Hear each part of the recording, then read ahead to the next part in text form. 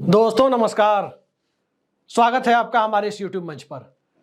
दोस्तों, लोकसभा के अंदर किस तरह से कार्रवाई चल रही है वो आप देख रहे हैं। किस तरह से जनहित के मुद्दे को उठाने पर अचानक माइक से आवाज आनी बंद हो जा रही है वो भी आप देख रहे हैं। और ये भी देख रहे हैं कि सदन के अध्यक्ष पद पर बैठे हुए व्यक्ति, जिस पद की गरिमा इतनी बड़ी होती है, उस पद पर बैठा हुआ व्यक्ति किसी सदस्य को, किसी माननीय सांसद को जब यह कहते हुए नजर आए कि चलो बैठो, जैसे किसी स्कूल में नर्सरी एलकेजी की क्लास चल रही है या यूकेजी की क्लास चल रही है और उसमें क्लास टीचर छोटे बच्चों को जिस तरह से ट्रीट करता है, उस तरह से ट्रीट करने की प्रक्रिया संसद में चल रही है। कल का वो मंजर जब मुझे याद आता है, जिस प्रकार से दीपेंद्र हुड्डा के साथ व्यवहार किया गया, आसन की तरफ से व्यवहार किया गया, मैं अपने दर्शकों के लिए एक सवाल छोड़ता हूं। हिंदुस्तान की संसद में निश्चित तौर पर अध्यक्ष पद की जो गरिमा रही है, पूरी दुनिया में संसदीय व्यवस्था में जो अध्यक्ष पद के आसन की जो गरिमा रही है, क्या उस गरिमा से वो मेल खाता था? वो तो दीपेंद्र हुड्डा जैसे पढ़े लिखे, शांत, सभ्य, शालीन व्यक्ति थे। इस देश की संसद सभ्य लोगों को चुनती है, लेकिन अक्सर सभ्य लोगों के बीच में भी थोड़ा गर्म मिजाज रखने वाले लोग भी आ जाते हैं। कल्पना कीजिए कि जिस प्रकार के शब्दों का इस्तेमाल आसन की तरफ से दीपेंद्र हुड्डा के लिए किया गया, उस प्रकार के शब्दों का इस्तेमाल यदि पप्पू यादव के लिए कर दिया जाता या दिवंगत शहाबुद्दीन के लिए कर दिया जाता तो क्या हो जाता? क्या से क्या हो जाता? इस देश की संसद में किसी भी प्रकार के बाहुबल का प्रदर्शन न तो सदस्यों की तरफ से होना चाहिए और न ही आसन की तरफ से होना चाहिए। शब्दों की मर्यादा सदस्यों की तरफ से भी रखी जानी चाहिए और आसन की तरफ से भी रखी जानी चाहिए। लेकिन क्या लगता है कि आसन की तरफ से ही जब सब शब्दों की मर्यादा का ध्यान नहीं रखा जा रहा है तो भला सदस्य क्या करेंगे? आज तक किसी ने नहीं देखा कि इस तरह से सदन का संचालन होता हो। ओम बिरला दोबारा लोकसभा अध्यक्ष चुन लिए गए हैं, कोटा के सांसद हैं, पिछली बार भी लोकसभा अध्यक्ष थे, उसी कोटा से जीत कर आते हैं जिस कोटा में इस देश के बच्चे डॉक्टर और इंजीनियर बनने के लिए पूरे हिंदुस्तान से पहुंचते हैं, अपने सपनों को बुनते हैं।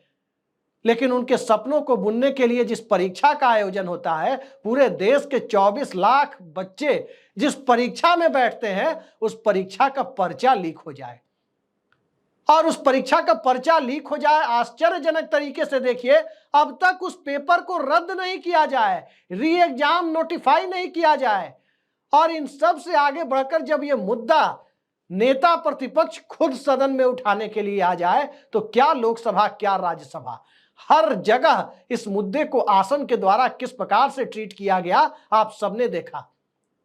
क्या इस देश की संसद, नीट का परीक्षा उठाने से संसद की कोई गरिमा कलंकित हो जाती? क्या नीट का मुद्दा नहीं उठना चाहिए? अगर नीट का मुद्दा नहीं उठना चाहिए तो लोकसभा में नेता प्रतिपक्ष रही सुषमा स्वराज, जिस प्रकार से 2009 में जब पहली बार मैनेजमेंट के लिए ऑनलाइन कैट पर परीक्षा हुई थी और उस कैट परीक्षा में ऑनलाइन एग्जाम लेने वाली कंपनी परीक्षा कराने में लगातार विफल हो रही थी, बार बार टेक्निकल ग्लिच आ रहे थे, उस सवाल को जब सीधे संसद में उठाया, उस वक्त के स्पीकर मीरा कुमार ने तो उन्हें रोका नहीं था। उस वक्त पेपर लीक का भी मामला नहीं था, उस वक्त टेक्निकलिटी का मामला था, लेकिन तब भी उस मामले को गंभीरता से सुना गया। और आगे चलते हैं, 2013 का साल, जब संघ लोक सेवा आयोग यानी यूपीएससी की परीक्षा में मेंस पेपर में बदलाव किया गया और उस मुद्दे को लेकर जब संसद में, लोकसभा में शरद यादव से लेकर तमाम दूसरे सांसदों ने भारी हंगामा खड़ा कर दिया और उस वक्त के डीओपीटी मिनिस्टर नारायण सामी को कहना पड़ा कि इस नोटिफिकेशन पर तत्काल प्रभाव से स्टे लगाया जाता है, संशोधन के साथ इसको जारी किया जाएगा। ये बात जब उन्हें कहनी पड़ी, अंग्रेजी के प्रश्न पत्र को लेकर सवाल था, इतनी जल्दी चेंज किए गए उस पर भी सवाल था, तब तो किसी स्पीकर ने उन्हें रोका नहीं था। फिर आज क्या हो रहा है? लोकसभा से राज्यसभा तक क्या हो रहा है? राहुल गांधी जब बोल रहे थे तो अचानक उनकी आवाज आनी बंद हो गई। पहले भी विपक्ष की तरफ से माइक म्यूट कर देने का आरोप लगता रहा है और आज भी विपक्ष ने माइक म्यूट करने का आरोप लगाया है। सदन के अंदर माइक म्यूट करना दरअसल लोकतंत्र को म्यूट कर देने जैसी घटना है। हिंदुस्तान की संसद म्यूट होने के लिए नहीं, बल्कि सन्नाटे को तोड़ने के लिए संसद है। इस देश के अंदर किसी भी प्रकार का सन्नाटा जनहित के मुद्दों पर ना हो, किसी भी प्रकार के, चाहे तानाशाही सत्ता की हो, चाहे तानाशाही समाज के किसी वर्ग की हो, उस तानाशाही को तोड़ने, उस तानाशाही की छाती पर मूंग दलने के लिए जो सवाल उठते हैं वो संसद के अंदर से उठाए जाने चाहिए। इसके लिए संसद है। लेकिन ओम बिरला साहब क्या कर रहे हैं, जरा उनका पिछला कार्यकाल जो बतौर अध्यक्ष कार्यकाल था वो भी देख लीजिए कि वो कर क्या रहे थे। 113 सांसदों को पिछले कार्यकाल में निलंबित किया गया, एक झटके में ही 78 लोगों को निलंबित कर दिया गया। लेकिन इसके ठीक उलट जाकर के हिंदुस्तान के इतिहास में बताइए कि किसी संसद में किसी लोकसभा अध्यक्ष ने 113 सांसदों को निलंबित किया हो अपने कार्यकाल के दरमियान? ये नहीं हुआ था, ओम बिरला के कार्यकाल में हुआ। और जिस प्रकार से ओम बिरला की गतिविधियों पर विपक्ष सवाल उठा रहा है, नरेंद्र मोदी सरकार जब बहुमत में थी तब उस वक्त ओम बिरला को बनाया गया। ठीक है, उस वक्त कोई नहीं जानता था ओम बिरला का व्यवहार कैसा होगा, किस प्रकार से वो निष्पक्षता का पालन करेंगे। उस देश की संसद में निष्पक्षता का पालन करेंगे जिस देश की संसद में प्रथम लोकसभा अध्यक्ष के तौर पर जीबी मावलंकर जब चुने गए थे तो सबसे पहले अपनी पार्टी से इस्तीफा दे दिया था। उसी देश की संसद में, जिस देश की संसद में जब सोमनाथ चटर्जी लोकसभा के अध्यक्ष बनाए गए और अपनी पार्टी के साथ जब उनके मतभेद हुए, उनकी पार्टी चाहती थी कि वो सदन के संचालन की भूमिका को छोड़कर न्यूक्लियर डील के मुद्दे पर सरकार के खिलाफ खड़े हो जाए, उन्होंने न तो सरकार के पक्ष में जाना स्वीकार किया न विपक्ष में जाना स्वीकार किया। अपनी पार्टी यानी सीपीएम से पंगा ले लिया और सदन में अपनी भूमिका का निर्वाह इस ढंग से किया कि किसी ने उन पर आरोप नहीं लगाया कि सोमनाथ चटर्जी पक्षपात कर रहे हैं। लेकिन आज आरोप लग रहे हैं और आरोप लगाने की ये पूरी की पूरी कहानी जब आप देखेंगे तो आज से नहीं, पिछली लोकसभा से चल रही है। ऐसे में सवाल उठता है कि जब ओम बिरला के ऊपर पिछले लोकसभा में ही कार्यवाही को निष्पक्ष ढंग से संचालित करने में उनकी अक्षमता की खबरें जब पिछली बार आ रही थी, तब दोबारा उन्हें क्यों बनाया गया? क्या सरकार जानबूझकर विपक्ष को उत्तेजित करना चाहती है या नरेंद्र मोदी ओम बिरला पर भरोसा करके फंस गए हैं? कारण क्या है? उस वक्त तो 303 सांसद बीजेपी के थे, बहुमत के आंकड़े से 31 ज्यादा एमपी थे बीजेपी के पास, तो उस वक्त ओम बिरला चल सकते थे। आज बीजेपी के पास बहुमत से 32 कम सांसद हैं। बीजेपी की संख्या में 63 सदस्यों की कमी आ गई है लोकसभा में। नीतीश कुमार, चंद्रबाबू नायडू और एकनाथ शिंदे के सांसदों के बूते ये सरकार घिसट रही है। जब तक उनकी पार्टियों के द्वारा इस सरकार को राजनीतिक ऑक्सीजन सप्लाई किया जा रहा है, तब तक नरेंद्र मोदी की राजनीतिक सांस भी चल रही है और ओम बिरला की लोकसभा अध्यक्ष की कुर्सी भी सलामत है। फिर इस परिस्थिति में जहां एक कुशल व्यक्ति, संसदीय परंपराओं के जानकार व्यक्ति की जरूरत थी, वहां उस व्यक्ति को अध्यक्ष क्यों बनाया गया जो व्यक्ति इतनी खराब भाषा का प्रयोग करने के बावजूद रमेश बिधूड़ी को पिछली लोकसभा में सस्पेंड करने का साहस नहीं जुटा सका। कई सारे सवाल खड़े होते हैं और अब जिस प्रकार के हालात बन रहे हैं, जनता दल यूनाइटेड की राष्ट्रीय कार्यकारिणी की कल दिल्ली में बैठक हो रही है और साफ जाहिर है कि एक तरफ से विपक्ष लोकसभा अध्यक्ष की भूमिका को लेकर सवाल खड़े कर रहा है। आप ट्विटर को देखें, अलग अलग पार्टियों के प्रवक्ताओं को देखें, साफ साफ जाहिर हो रहा है कि लोकसभा अध्यक्ष की भूमिका और उनके कार्यकलाप से इस सदन में कोई संतुष्ट नहीं है। तो जब कोई संतुष्ट नहीं है उनकी भूमिका से, तब एक ऐसे व्यक्ति का चुनाव क्यों किया गया जिनकी पूर्व की भूमिका पर सवाल उठ चुके हों, सांसदों के निलंबन का वो रिकॉर्ड बना चुके हों, सत्ता पक्ष के पक्ष में एक तरफा पक्षपाती रवैया अपनाने का विपक्ष उन पर आरोप लगा चुका हो, राहुल गांधी की संसद सदस्यता खारिज करने में जो तेजी दिखाई गई हो, और उससे आगे बढ़कर देखें तो जिस प्रकार से महुआ मोइत्रा की संसद सदस्यता को समाप्त किया गया, उसके बाद तो कोई वजह ही नहीं बनती थी कि जिसके बाद ओम बिरला को दोबारा रिपीट किया जाता, लेकिन रिपीट किया गया। और रिपीट किए जाने के बाद की प्रक्रिया भी आप देख रहे हैं कि किस प्रकार से चल रही है, किस प्रकार से पहले ही दिन, कार्यभार संभालने के दिन ही इमरजेंसी का को याद करते हुए इमरजेंसी के ऊपर, आपातकाल के ऊपर ओम बिरला की तरफ से तमाम तरह की ऐसे आरोप की शक्ल में उस पर मौन रखवाने जैसी बात इमरजेंसी के ऊपर आई, जिस इमरजेंसी को आज 50 साल बीतने को है। क्या जरूरत थी उस इमरजेंसी को याद करने की, उसमें कांग्रेस शब्द का इस्तेमाल करने की? इमरजेंसी भारत सरकार के द्वारा लगाई गई थी। और भारत सरकार के द्वारा जब लगाई गई थी उस वक्त सत्ता में कोई भी हो, भारत सरकार थी। भारत के संविधान के अंतर्गत संविधान सम्मत तरीके से लगाई गई थी। हालांकि संविधान सम्मत कहने का मतलब यह नहीं है कि इमरजेंसी का मैं सपोर्ट कर रहा हूं। इमरजेंसी की घटना जितनी निंदा की जाए वो कम है। वो इस लोकतंत्र के इतिहास में काला अध्याय है। अब सवाल यह उठता है कि उस इमरजेंसी को याद करने के लिए पहले ही दिन जब प्रधानमंत्री चले गए, पहले ही दिन जब लोकसभा अध्यक्ष भी चले गए, मौन रखवाने की बातें करने लगे, तो पिछले 10 सालों में इमरजेंसी को क्यों नहीं याद किया गया? इमरजेंसी को तभी क्यों याद किया गया जब कांग्रेस पार्टी दोगुनी ताकत के साथ संसद में लौटी है? इमरजेंसी को तभी क्यों याद किया गया जब विपक्ष तकरीबन 250 की सदस्य संख्या के साथ संसद पहुंचा हुआ है? और इमरजेंसी को तभी क्यों याद किया गया जब इस देश में इमरजेंसी से पीड़ित हो चुकी विचारधारा और दल के लोग आज कांग्रेस पार्टी के साथ खड़े हैं? राजनीति करने के लिए सदन के बाहर पर्याप्त स्पेस भी है, पर्याप्त राजनीतिक भूमिकाएं भी मौजूद है। सदन के अंदर राजनीति करने से ज्यादा, सबसे ज्यादा जरूरत होती है संसद के अंदर संसद की कार्यवाही चले, ढंग से चले, जनहित के मुद्दे उठे। लेकिन सरकार को तो साफ दिखाई दे रहा है, लोकसभा अध्यक्ष को भी लग रहा है कि नीट का मुद्दा एक गैर जरूरी मुद्दा है। और खासकर तब लग रहा है जब वो कोटा से ही जीत कर आए हैं। कोटा का सांसद, क्या बीतती होगी वहां के बच्चों पर कि कोटा का सांसद जब लोकसभा अध्यक्ष पद पर विराजमान हो, नीट के मुद्दे को लेकर के सवाल उठ रहे हो, अध्यक्ष की भूमिका पर सवाल उठ रहे हो। ठीक इसी तरीके से शशि थरूर शपथ ले रहे हो, जय संविधान कह रहे हो। उस दौर में जय संविधान कहने के बाद जिस ढंग की बातें आसन की तरफ से कही गई, क्या इस देश में लोकतंत्र को मानने वाला कोई व्यक्ति इसको लेकर के खुश हो सकता है?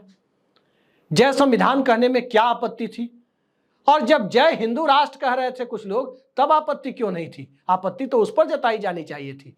पिछली लोकसभा में जब 2019 में सांसद शपथ ले रहे थे तो ज्यादातर लोग तो जय श्री राम कह के शपथ ले रहे थे, तब क्यों नहीं आपत्ति उठाई गई? संविधान शब्द से इतनी चिढ़ है? क्या इस देश का संविधान कुछ लोगों की महत्वाकांक्षाओं को और इस देश को में शासक वर्ग को तानाशाह बनाने में एक बाधा बन के खड़ा हुआ है? यह सवाल इस दौर में इतना महत्वपूर्ण है कि इस महत्वपूर्ण सवाल के आश्रय अब यह साफ दिखने लगा है कि नरेंद्र मोदी की सरकार को कुछ लोग जो 2-4-6 महीने वक्त दे रहे हैं कि यह सरकार 2-4-6 महीने की मेहमान है, विपक्ष अपनी तैयारी कर रहा है। जिस दिन नीतीश कुमार और चंद्रबाबू नायडू से विपक्ष की डील फाइनल हो गई, यह सरकार उसी दिन गिर जाएगी। अब उसके पहले यह दिखाई देने लगा है कि सरकार के खिलाफ अविश्वास प्रस्ताव से पहले लोकसभा अध्यक्ष के खिलाफ ही अविश्वास प्रस्ताव ना आ जाए। कोई आश्चर्य नहीं होना चाहिए कि सरकार के पहले लोकसभा अध्यक्ष के खिलाफ ही अविश्वास प्रस्ताव आ जाए, यानी नरेंद्र मोदी की सरकार गिरने के पहले ही लोकसभा अध्यक्ष पद से ओम बिरला की विदाई न हो जाए। अविश्वास प्रस्ताव आएगा तो उस अविश्वास प्रस्ताव के मुद्दे पर स्वाभाविक है कि चंद्रबाबू नायडू, जिनकी पार्टी के नेता जीएमसी बालयोगी एक बेहद निष्पक्ष और शानदार लोकसभा अध्यक्ष के तौर पर याद किए जाते हैं, उनकी पार्टी को एक लाइन लेनी पड़ेगी। वही जीएमसी बालयोगी जिनके सत्ता में रहते हुए निष्पक्षता इस हद तक थी, एक वोट से जब अटल बिहारी वाजपेयी की सरकार गिरी, उस वक्त की उनकी भूमिका को लोग याद करते हैं, जबकि उनकी पार्टी सरकार का समर्थन कर रही थी। एक मुख्यमंत्री बन चुके सांसद सदन में वोट डालने आए थे, लेकिन वो झुकने के लिए तैयार नहीं। उन्होंने सीधा कहा कि उस सदस्य के ऊपर निर्भर करता है कि वो वोट डाले या ना डाले, क्योंकि अभी भी वो इस सदन के माननीय सदस्य हैं। ये होती है निष्पक्षता। सांसदों के निलंबन जैसी बातें उस वक्त सोची भी नहीं जा सकती थी कि सांसदों को मास एक्सपल्सन करके एक साथ 70-78 लोगों को निलंबित करके उसके बाद सदन की कार्यवाही में को चलाया जाए और महत्वपूर्ण बिल को भी पास करवाया जाए। यह हुआ है ओम बिरला के अध्यक्ष रहते हुए। तो अब सवाल उठता है कि जब इतनी सारी आपत्तियों के बावजूद नरेंद्र मोदी ने जिस प्रकार से ओम बिरला को अध्यक्ष का उम्मीदवार बनाया, अगर नहीं बनाते तो विपक्ष की तरफ से उम्मीदवार का नामांकन नहीं होता, के सुरेश को नामांकन नहीं कराया जाता। ओम बिरला का नाम दरअसल कहीं ना कहीं विपक्ष को चिढ़ाने के लिए दिया गया। और जब विपक्ष चिढ़ा हुआ बैठा है तो कहीं इतना न चिढ़ जाए कि नीतीश कुमार या चंद्रबाबू नायडू के लिए या शरद पवार के लिए प्रधानमंत्री की कुर्सी लेकर बैठ जाए। कहीं इतना ना चिढ़ जाए कि इन्हीं में से किसी पार्टी के नेता के लिए लोकसभा अध्यक्ष की कुर्सी लेकर बैठ जाए और कभी भी सरकार के खिलाफ भी और लोकसभा अध्यक्ष के खिलाफ भी अविश्वास प्रस्ताव लेकर के आ जाए। ये हालात इस देश में बने हुए हैं। सरकार बहुमत की जगह अल्पमत वाली भारतीय जनता पार्टी में तब्दील हो गई। भारतीय जनता पार्टी की अल्पमत वाली सरकार अस्तित्व में आ गई। दूसरे दलों की बैसाखियों पर चलने वाली सरकार अस्तित्व में आ गई। लेकिन पुराने जमाने की एक कहावत कही जाती है कि रस्सी जल गई, लेकिन जलने के बावजूद रस्सी की जो ऐंठन थी वो ऐंठन नहीं गई। यही हालत मौजूदा दौर में भारतीय जनता पार्टी की सरकार चलाने वाले सत्ता के शीर्ष पर बैठे हुए लोग और बीजेपी के नीति नियंताओं के दिखती है। तभी जाकर ओम बिरला की भी ताजपोशी हुई और ये ताजपोशी नरेंद्र मोदी की सरकार जितने दिनों तक घिसटने वाली होगी शायद उतने दिनों तक भी उस सरकार को घिसटने न दे। क्योंकि जब विपक्ष एक ट्रिगर पॉइंट पर आ गया, जिस दिन विपक्ष ने फैसला कर लिया, कांग्रेस पार्टी ने यह फैसला कर लिया कि प्रधानमंत्री पद का मोह नहीं है, प्रधानमंत्री पद किसी भी पार्टी को चला जाए, ये सरकार जानी चाहिए। इस सरकार को जाने में हफ्ता दिन भी नहीं लगेगा और सरकार जाएगी उसके पहले लोकसभा अध्यक्ष की कुर्सी जाने का खतरा, वहां अविश्वास प्रस्ताव आने का खतरा ज्यादा महत्वपूर्ण है। और इस देश के इतिहास में उससे बुरा दिन कुछ नहीं हो सकता जिस दिन सदन के अध्यक्ष पीठासीन पदाधिकारी यानी लोकसभा अध्यक्ष के खिलाफ अविश्वास प्रस्ताव पारित हो जाए। इससे बुरा दिन सदन में नहीं हो सकता और यह भी अपने आप में एक अनोखी घटना होगी और लोग याद करेंगे आने वाले वक्त में कि क्या वाकई भारत की संसद ने एक ऐसे स्पीकर का चुनाव किया था जिसके खिलाफ अविश्वास प्रस्ताव पारित हो गया, अविश्वास प्रस्ताव लाने की नौबत आ गई। ये हालात जब मौजूदा दौर में हिंदुस्तान की सियासत में बनते दिख रहे हो, उस दौर में बनते दिख रहे हो जब प्रधानमंत्री ये कहते हो कि सरकार बनाने और चलाने के लिए तो बहुमत, लेकिन देश चलाने के लिए सर्वमत की जरूरत होती है। उस सर्वमत की परिभाषा के दायरे में ओम बिरला तो कतई नहीं आते। राजधर्म की परिभाषा के दायरे में 2002 में जो कुछ भी गुजरात में हुआ वो कतई नहीं आता था, लेकिन वो राजधर्म तो न्यूटन के तृतीय गति नियम जो उस वक्त के गुजरात के मुख्यमंत्री नरेंद्र मोदी की भाषा थी उसमें तब्दील हो गया। तो क्या उस राजधर्म की तरह ही नरेंद्र मोदी का सर्वमत ओम बिरला को सामने लाकर उस पूरे के पूरे सर्वमत की अवधारणा की मखौल उड़ाने की पूरी भूमिका तैयार कर गया है, जिस भूमिका को लेकर इस देश का विपक्ष अब इस मूड में दिखाई दे रहा है कि चाहे कुछ भी हो जाए ये सरकार ज्यादा दिनों तक सत्ता में नहीं रहनी चाहिए। रोज बरोज हर रोज जिस प्रकार से विपक्ष को टीज करने की कोशिशें हो रही है, आने वाले वक्त में ये शुभ संकेत न तो लोकतंत्र के लिए है और न ही मौजूदा सरकार की स्थिरता के लिए है। स्थिरता उतनी बड़ी चीज नहीं है जितनी बड़ी चीज लोकतंत्र है और लोकसभा अध्यक्ष का पद एक साधारण पद नहीं है। कई मायनों में यह पद इस देश में सबसे ज्यादा गरिमा में माने जाने वाले पदों में से एक है और उस पद की भूमिका पर सवाल उठ रहे हैं तो यकीन मानिए भारत का लोकतंत्र बहुत आदर्श स्थिति में नहीं माना जा सकता। और जब आदर्श स्थिति में लोकतंत्र नहीं है तो आने वाले वक्त में इस सत्ता के बने रहने की और साथ साथ ओम बिरला के लोकसभा अध्यक्ष बने रहने की गुंजाइश काफी कम हो जाती है। देखते रहिए क्या होता है। आज के लिए इतना ही। नमस्कार।